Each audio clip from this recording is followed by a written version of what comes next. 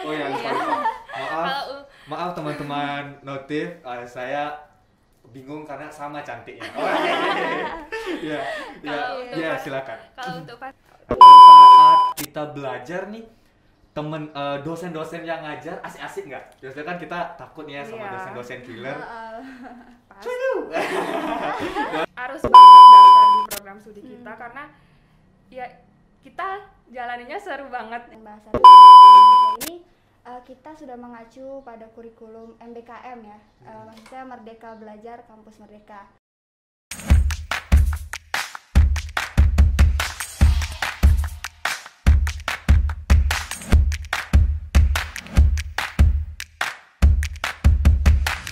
Halo teman-teman semua, hari ini Balai Bahasa punya konten baru yang bernama Notif Nongkrong Inspiratif. Notif doi tidak masuk, izinkan notif saya menemani Anda. Dan saya juga akan memberikan nama untuk penonton-penonton yang di rumah. Namanya adalah Sahabat Notif. Oke sahabat notif, hari ini di siniar ini saya akan bincang-bincang mengenai prodi pendidikan bahasa dan sastra. Di Bali sudah banyak ada prodi di kampus-kampus manapun. Namun hari ini kita fokus pada prodi pendidikan bahasa dan sastra, dan kebetulan juga sudah ada dua narasumber cantik yang bernama Nimade Dwi Sintia Wulandari dan Dewi Sintia dari Universitas Maha Saraswati Denpasar. Halo teman-teman, bagaimana kabarnya? Halo. Untuk sejauh ini masih baik. Oke, sudah siap menerima pertanyaan? Wes, pertanyaan dari kita nih, dari siniar notif. Udah siap nggak? Siap. Oke, nah Siap. langsung saja kita bakal menanyakan beberapa pertanyaan dan saya sudah mengantonginya. Kita santai saja ya. Pokoknya jangan tegang-tegang, karena kalau tegang-tegang nanti kan suasananya nggak nyaman. Jadi kita harus ngalir aja. Oke, kita langsung saja ke pertanyaan pertama ya. Nah, kenapa sih kita harus kuliah di prodi pendidikan bahasa dan sastra? Mungkin salah satu boleh menjawab dulu. Bisa Dewi Cynthia. Jadi kenapa sih kita harus kuliah di program studi pendidikan bahasa dan sastra Indonesia? Yang pasti alasan pertama itu karena akreditasi dari program studi pendidikan bahasa dan sastra Indonesia ini udah A.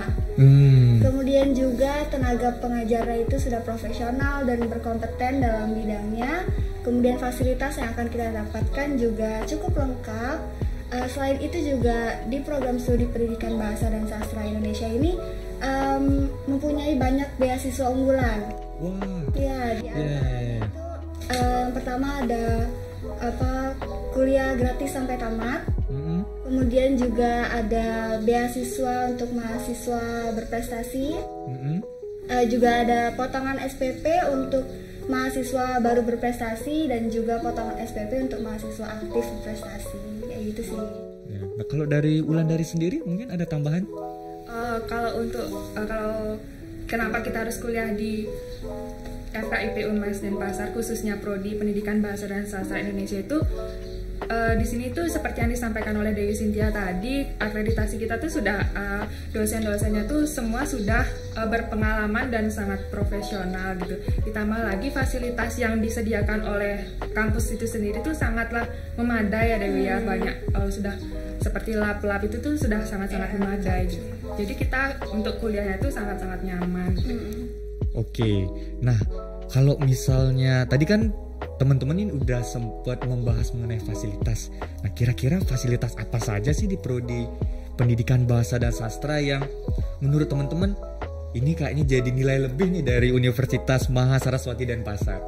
Silakan, siapa yang mau jawab duluan? Wulandari mungkin duluan, karena tadi sudah Putri kan. Ini Cynthia. Oh, ini Cynthia ya? Oh ya, lupa. Maaf teman-teman notif, saya bingung karena sama cantiknya. Oh, ya, silakan. Untuk fasilitas itu sendiri tuh kita biasanya pakai micro teaching di sana. Di sana ada lab micro teaching yang digunakan untuk praktek mengajar dari mahasiswa itu sendiri gitu.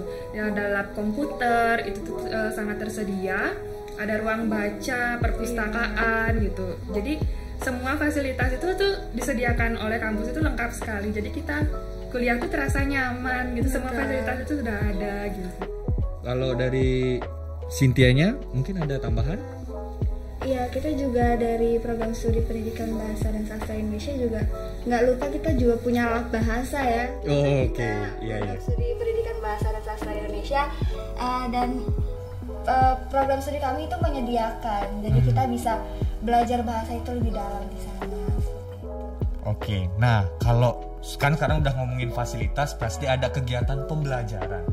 Nah kalau saat kita belajar nih, dosen-dosen yang ngajar asik-asik nggak? Biasanya kan kita takut ya sama dosen-dosen killer.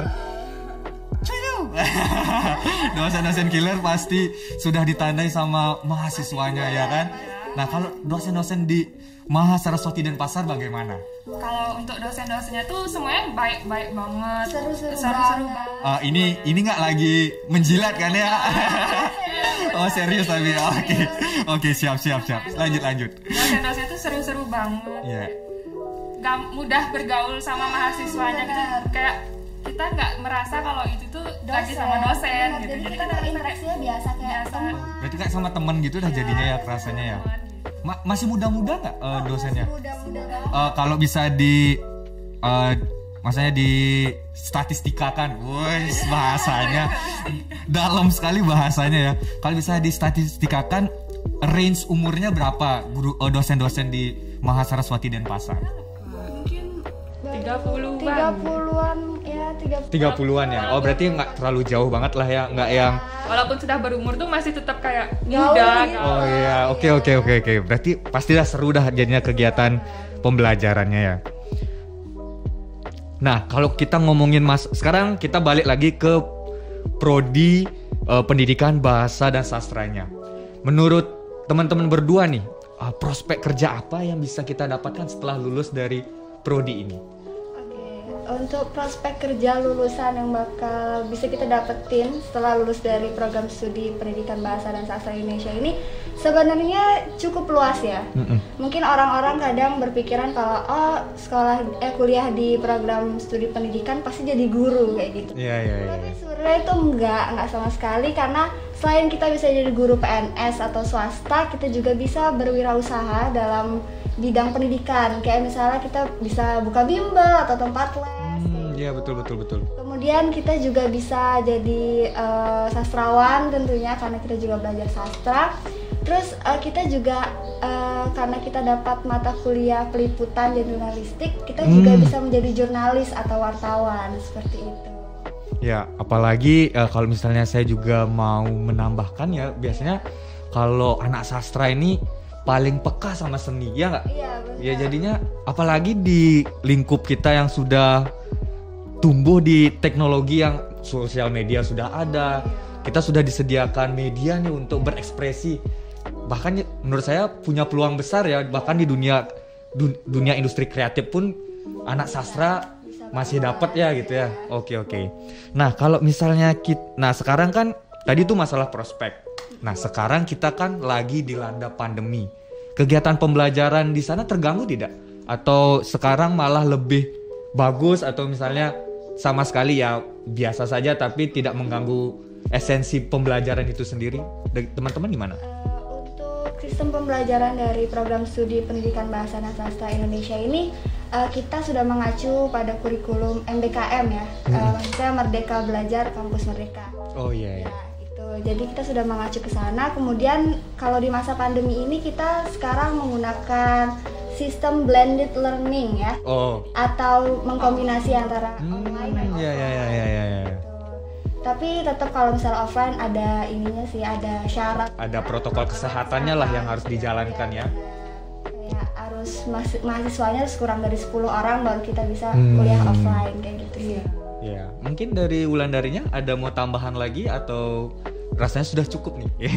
Cukup kalau tentang kuliah online dan bener sih juga. Nah ini juga bisa jadi referensi untuk kampus-kampus di luar juga, karena kalau online semua ya kita tahu lah yang mahasiswa kayak gitu.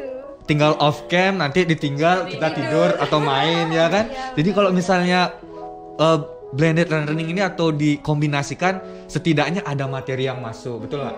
Apalagi kita sebagai mahasiswa ya kan, banyak kegiatan, kalau udah capek, udah meleng sedikit ya dadah, pelajaran dadah gitu. Ya kan? Oke. Ya, cukup menarik sih untuk pembahasan hari ini.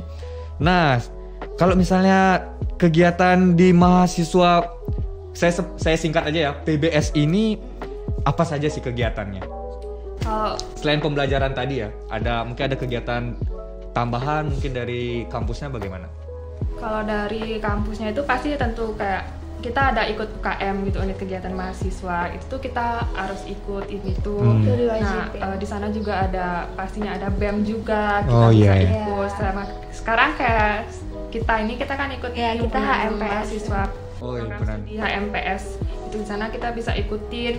Terus untuk di program studi PBSI sendiri itu kita juga ada kegiatan tes UKBI gitu. Oh, ada tes UKBI-nya juga. Wah. Dengan bahasa juga. Iya. Tapi jujur teman-teman ya, saya baru aja tes UKBI dan itu benar-benar penting loh.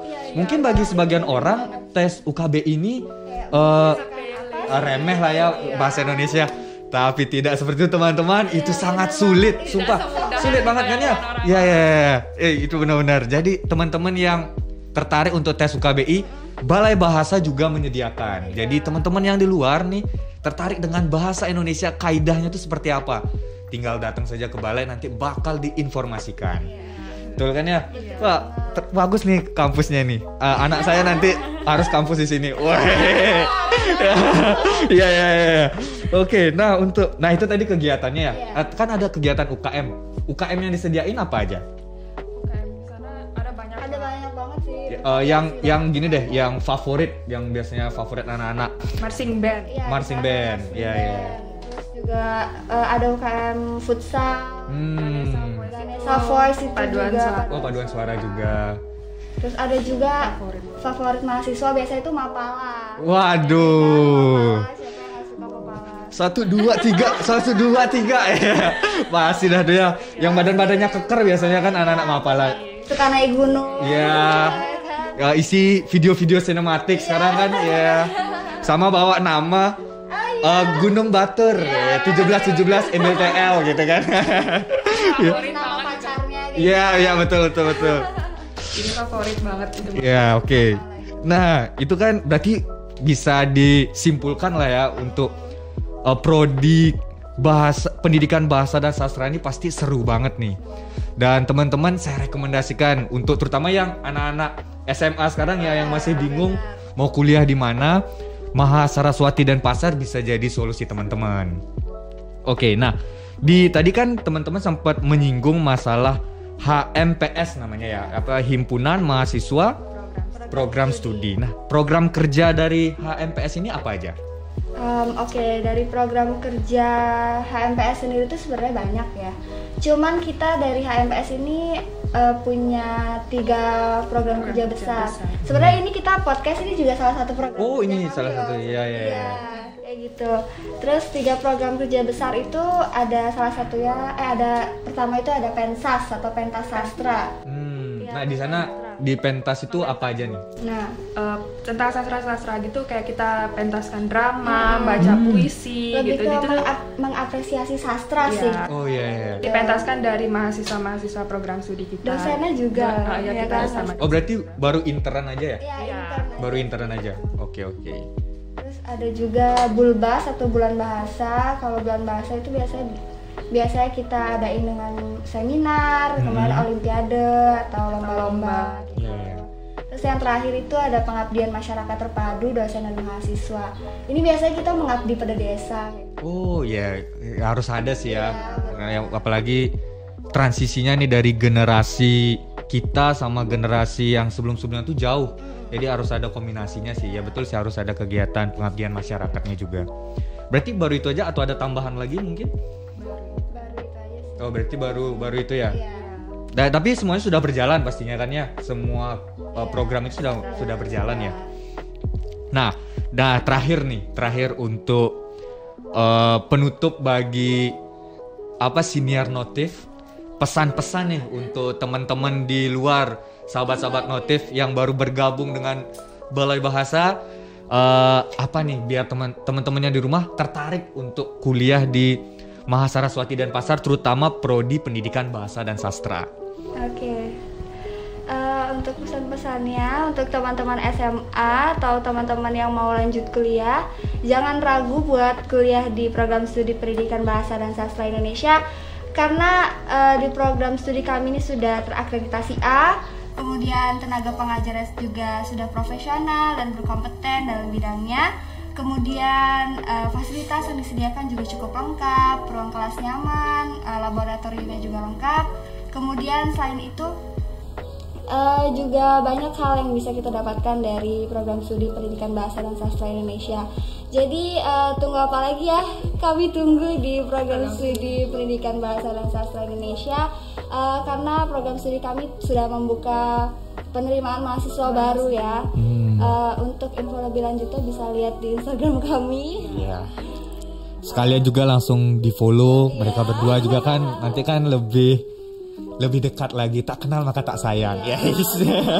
Ya. Mungkin dari Wulandari sendiri ada tambahan juga untuk mengajak nih, untuk menghasut para generasi muda biar mau kuliah di Universitas Mahasaraswati Denpasar. Kalau dari saya, untuk teman-teman semua yang baru tamat SMA atau yang sedang mencari kuliah itu harus banget daftar di program studi kita, karena ya kita jalaninya seru banget. Oke. Karena orang-orang lain itu pasti mikirnya kita tuh belajar sastra aja, monoton, bosen gitu. Tapi sebenarnya enggak, di program studi kita ini seru banget. Kita enggak belajar sastra aja, kita juga santai bisa banget juga ya. Kita belajar peliputan, kita bisa jadi jurnalis. Iya, jadi jurnalis itu, karena itu tuh seru banget. Pokoknya prospek kerjanya luas. Iya betul sih, betul. Setuju sih kalau masalah itu, saya setuju. Nah, jadi nggak cuma jadi guru aja gitu. Iya. Nah, dan dari penjelasan teman-teman ini kan bisa disimpulkan lah kalau program prodi Pendidikan Bahasa dan Sastra ini sangat seru. Jadi teman-teman nggak ngerasa kayak lagi belajar gitu kan ya. Jadi tiba-tiba udah sarjana aja. Ya. Nah, terima kasih nih udah datang di siniar Notif Nongkrong Inspiratif. Tentunya kita bakal mengundang lagi, siapa tahu nanti ada topik pembahasan yang selaras juga tentang bahasa dan sastra. Jadi kita bakal mengundang teman-teman lagi deh dari Mahasaraswati Denpasar, karena seru nih pembicaraannya. Saya aja sampai bersemangat menggebu-gebu untuk menyampaikan dan bercerita sama teman-teman mengenai prodi Pendidikan Bahasa dan Sastra. Ya, sekian saja dari siniar ini. Jika ada salah saya mohon maaf, tapi tunggu saja, akan ada banyak lagi konten-konten menarik dari Balai Bahasa, terutama yang diinisiasi oleh Duta Bahasa Provinsi Bali.